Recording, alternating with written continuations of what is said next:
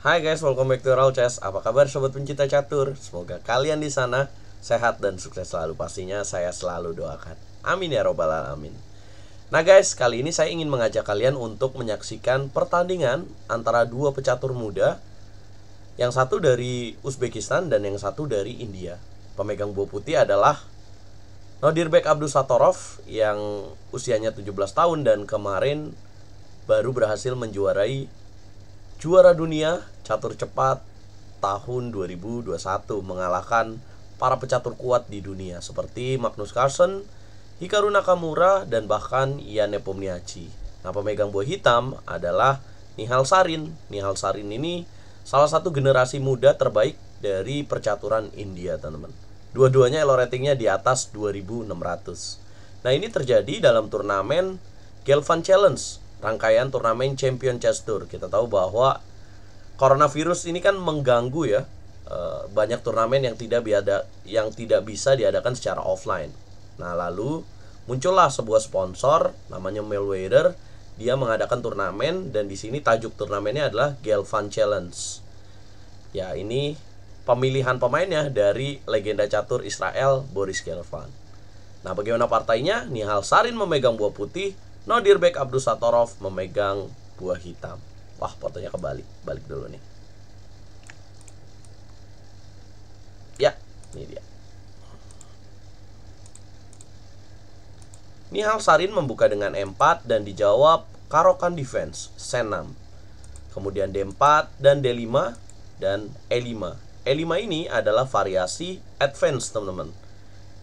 Nah, sebenarnya banyak variasi ya yang teman-teman bisa pilih sebagai pemain buah putih. Ada variasi exchange, ada variasi advance atau classical dan main lens, atau variasi kuda D2 juga ada, teman-teman. Nah, di sini E5, kemudian Abdusattorov jalan gajah F5. Kemudian G4 dan gajah ke petak M4. Nah, banyak pilihan sebenarnya. Salah satu yang teman-teman bisa pilih selain gajah M4 adalah gajah D7 ya. Kenapa? Karena menghindari jalan E6, pembuangan pion dari putih, sacrifice pawn, tapi untuk merusak bangunan dari pemain hitam. Nah, di sini Abdusattorov gajah E4, kemudian F3, gajah G6 dan langkah E6 dilakukan oleh Nodirbek Abdusattorov. Nah, biasanya kebanyakan pemain Caro-Kann nggak mau nih sampai putih melakukan sacrifice pawn seperti ini. Menteri D6 ya nggak langsung makan ya teman-teman, karena kalau makan menang pion sih, tapi nggak enak buat hitam. Pion E makan F7, gajah F7, kuda C3, kuda D7, dan F4, teman-teman. Mencegah hitam untuk mendobrak dengan E5. Nah, teman-teman, bisakah kalian tebak langkah apa yang membuat hitam di sini bisa mendobrak dengan E5-nya ini? Jelas kalau misalkan putih di sini tetap stay dalam bangunan seperti ini, jelas hitam tidak enak ya, teman-teman. Karena dia akan melakukan manuver dengan kuda F3 dan mengambil titik E5. Nah, Nodirbek di sini jalan langkah yang sangat menarik, yaitu langkah G5. Ya, makan putih FG5 dan rokade panjang. Kemudian gajah E3 dan gajah G7. Menteri D2 dan E5 dilakukan, teman-teman. Kalah satu pion, tapi hitam coba ambil inisiatif serangan. Nihal Sarin jalan rokade panjang mengamankan rajanya. Kuda E7 dimainkan oleh Nodirbek. Kemudian putih kuda F3, hitam jalan benteng H F8. Kemudian gajah H3 dimainkan di sini, teman-teman. Kenapa nggak memilih gajah E2? Karena kalau dari sisi gajah H3 dimainkan di sini adalah untuk mendobrak ke petak C8 ini, teman-teman. Mungkin akan dilakukan pembuangan pion G6 dan akan dilakukan G5 supaya menghidupkan gajah terang milik putih. Kuda G6 dimainkan, mencegah putih dorong pion G6, benteng H F1. Kemudian hitam gajah E6, putih benteng D E1. M4, kuda G1 dan kuda B6. Ya, ancam titik pion C4. Kemudian dijaga B3. Nah, kalau dilihat di sini ya, walaupun hitam kalah satu pion, tapi secara evaluasi bahwa di sini hitam lebih unggul, teman-teman, karena dia memegang inisiatif serangan. Nah, jadi kadang-kadang main catur seperti ini, teman-teman. Kita kalah satu pion nggak apa-apa, tapi ketika kita memiliki advantage, maka permainan catur itu akan berpihak kepada kita, teman. Permainan akan berpihak kepada kita. Karena pada intinya bermain catur adalah untuk mencari raja lawan. Nah, kemudian kuda D7, benteng F5 dilakukan oleh Nihal Sarin. Boom. Lagi-lagi ditunjukkan usianya masih muda, tapi tidak takut dengan materi di sini, teman-teman. Ya, kalau dimakan, maka putih akan memiliki serangan yang cukup besar dengan bantuan gajah di petak H3 ini. Kuda H4 dimainkan, ancam, dan dijaga lagi benteng EF1. A6, dan di sini raja B1. Ya, kuda G6 kembali lagi, benteng 1 F2. Kemudian kuda H4 kembali lagi, gajah F4, dan menteri ke petak E7. Putih gajah E3, hitam kembali lagi menteri D6. Terjadi langkah yang sama bolak-balik, menteri E7, dan di sini Nihal Sarin merubah permainan dengan gajah G3. Tujuannya adalah untuk menteri F4 dan mengancam checkmate di petak C7. Ngeri banget. Dan Abdusattorov di sini gajah F5. Ya, kemudian putih di sini pion G makan F5. Kenapa nggak melanjutkan menteri F4? Karena masih bisa dijaga dengan pemilihan kuda B6. Ya kuda B6 juga bisa, atau kuda E5 di sini. Ya, pion G makan F5, dan di sini Abdusattorov mendapatkan bangunan forking dengan E3. Wow. Apakah ini sebuah kesalahan dari putih? Nah, coba teman-teman pause videonya dan tebak langkah apa yang bisa dilakukan putih untuk menjawab ancaman dari pion E3 ini.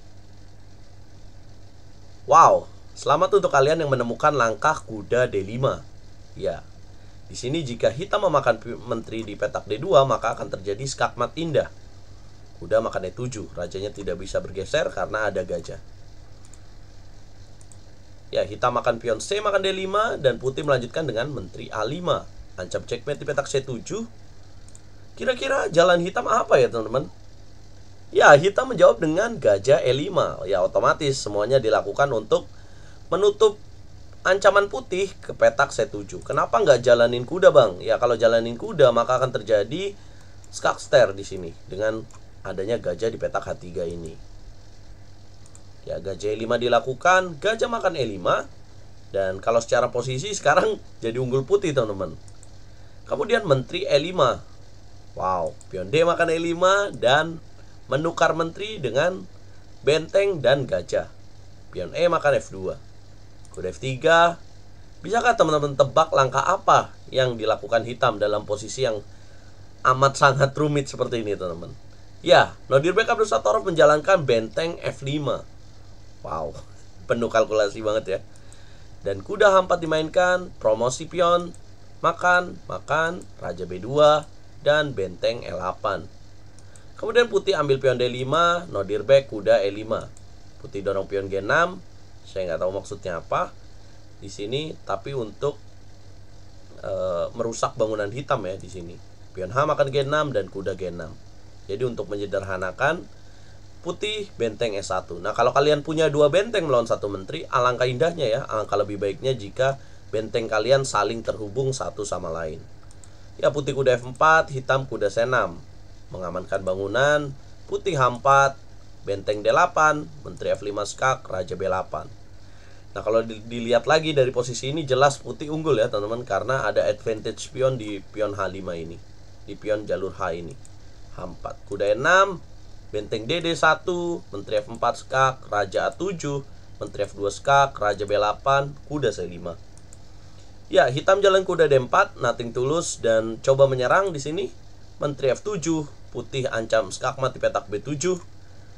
Hitam menjawab dengan benteng B1 skak, raja C3, kuda B5 skak, raja B4, dan kuda D6. Mengancam menteri sekaligus menjaga skakmat di petak B7. Menteri D7, benteng BD1, menteri D8 skak, raja A5, raja A7, kemudian kuda D7. Ancam checkmate kembali, benteng E8. Ya, putih menteri B6 skak, raja A8, menteri F2. Coba menukar posisi menteri dengan kuda di petak B6. Hitam menjawab dengan kuda C8. Ya. Kemudian putih kuda C5 karena ada ancaman kuda, benteng D5.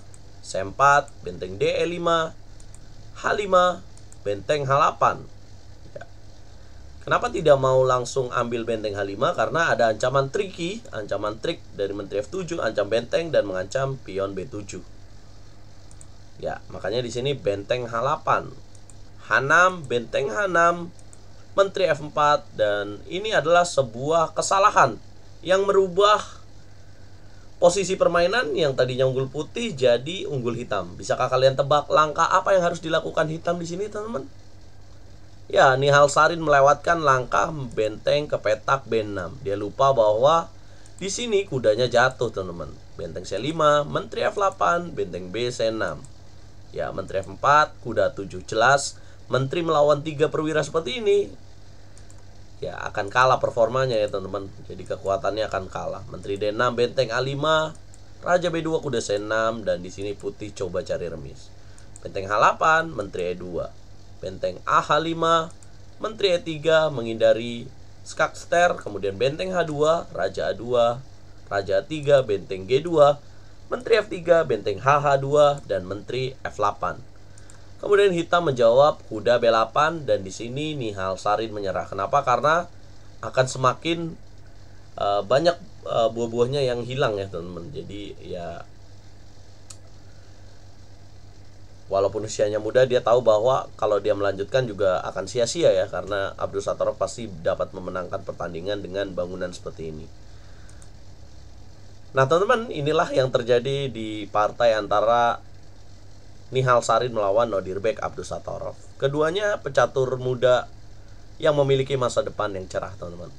Nah, coba berikan komentar kalian, siapa yang duluan akan jadi juara dunia nih, teman-teman? Ya, emang sih Nodirbek Abdusattorov udah jadi juara dunia catur cepat, dan mampukah Nihal Sarin untuk mengejar prestasi dari Nodirbek Abdusattorov, dan kira-kira butuh berapa lama lagi ya untuk mereka menguasai papan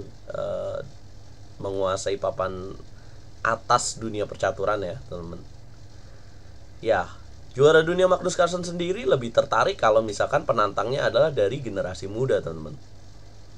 Well, buat kalian yang lagi nonton dan usia kalian masih muda, terus semangat, karena catur bukan tentang usia, tetapi jika kalian memiliki kemampuan, maka latihanlah yang sungguh-sungguh dan kalian akan mendapatkan apa yang didapat oleh para pecatur muda ini, teman-teman. Nah, nantikan lagi partai-partai menarik dari generasi muda pecatur hebat dunia. Kalau kalian suka video ini, jangan lupa like, share, subscribe, dan komen. Kalau kalian gak suka juga boleh dislike. Catur yes, Indonesia Jaya.